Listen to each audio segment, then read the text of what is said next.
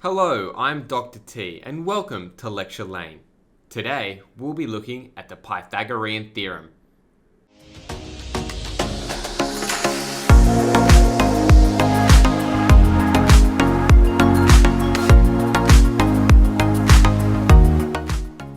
So today we'll be looking at the Pythagorean theorem.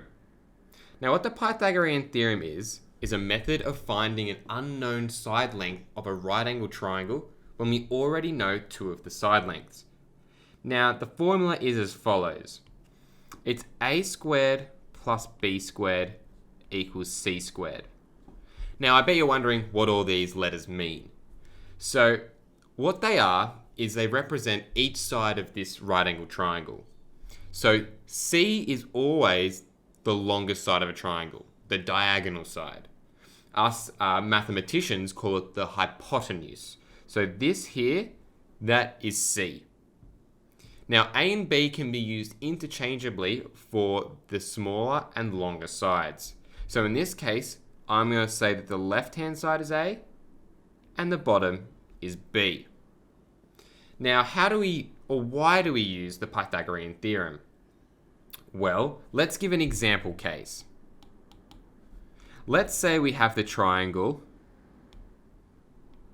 3, 4, unknown. There are 3 steps to find out what our unknown is. So first of all, we have to identify. And what I mean by identify is we have to figure out what side is what in our formula. So as we previously mentioned, the longest side is always C.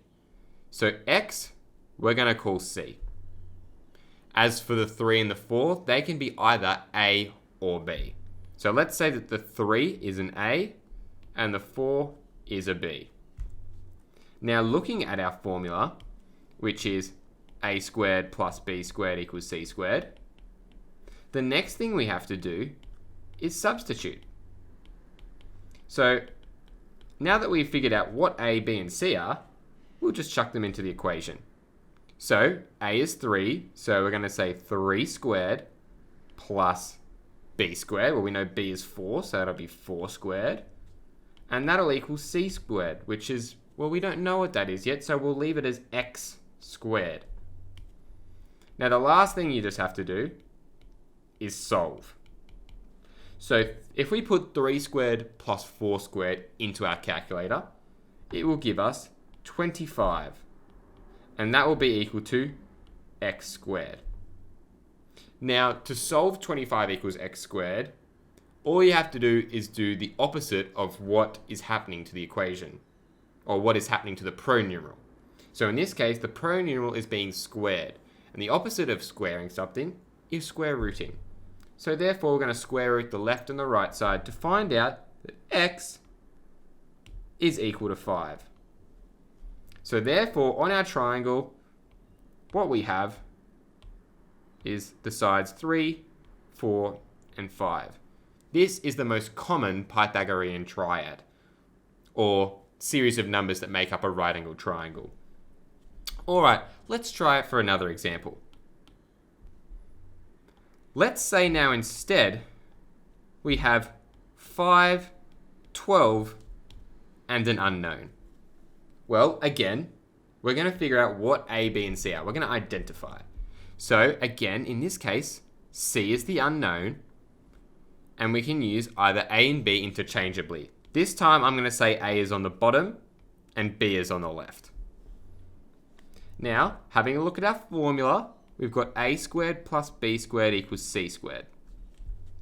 Substituting A, B, and C into this equation, A being 12, so we'll have 12 squared plus 5 squared, because B is 5, and that is equal to our unknown x.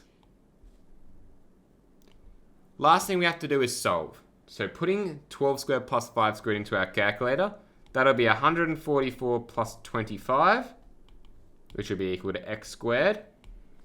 And then adding those, we'll get 169 equals x squared. So the last thing we have to do is do the reverse process of squaring the x, which is square rooting. So if we square root both sides, we will get that x is 13. And there you are. That's how the Pythagorean theorem works. Now, I bet you're wondering, what happens if the unknown isn't where C is? Well, luckily, we can do that as well. So let's say we have the scenario where now instead we have that the hypotenuse is 26, the bottom is 24, but we don't know what the smaller left-hand side is. Well, we're going to follow the same rules as before. We're going to label that the hypotenuse is C, the bottom, let's say, is A, and our left-hand side is B. So looking at our Pythagorean theorem, a squared plus b squared equals c squared, we're going to substitute these in. So a is 24 squared plus b, which is x squared, equals c squared, which is 26 squared. Now, if we put this into our calculator, what we'll get is 576 for 24 squared, plus we don't know what x squared is yet, equals 26 squared. Well, that's 676. Now, subtracting 576 from the left and the right hand side will give us that x squared equals 100. So if we subtract 576 from both sides of the equation, we'll get x squared equals 100. Now, what's the opposite of squaring something? That's right, square rooting. So if we square root, we'll get x equals 10. So therefore, the missing side length for our triangle is 10. I hope that makes sense. Now let's move on to some practice problems. So here are some practice problems for you to try now. We have 4 practice problems, and we'll walk through the answers in a second. So just pause the video to give them a go. Alright, so for question 1, we have the triangle 6, 8, unknown. So what you should have done was substitute in 6 squared plus 8 squared equals x squared. Putting that into a calculator, you'll have 36 plus 8 squared, which is 64, will give us our x squared.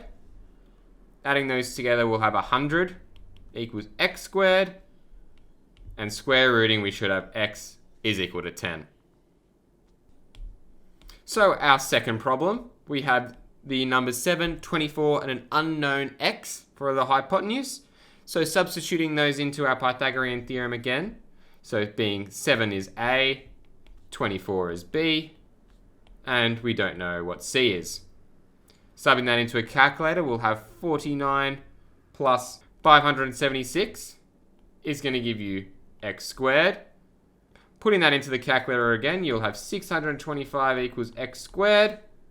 Therefore, x equals 25 by square rooting.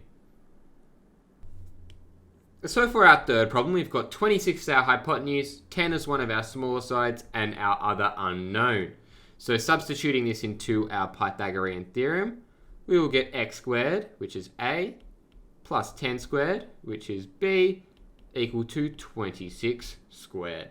Substituting that into our calculator, we're going to have x squared plus 100 equals 676. We'll then subtract 100 from both sides, and we're going to get x squared equals 576. And to finish it off, we're going to square root both sides to get x equal to 24. Finally, our last problem, we have the hypotenuse is 25 and one of the smaller sides is 7.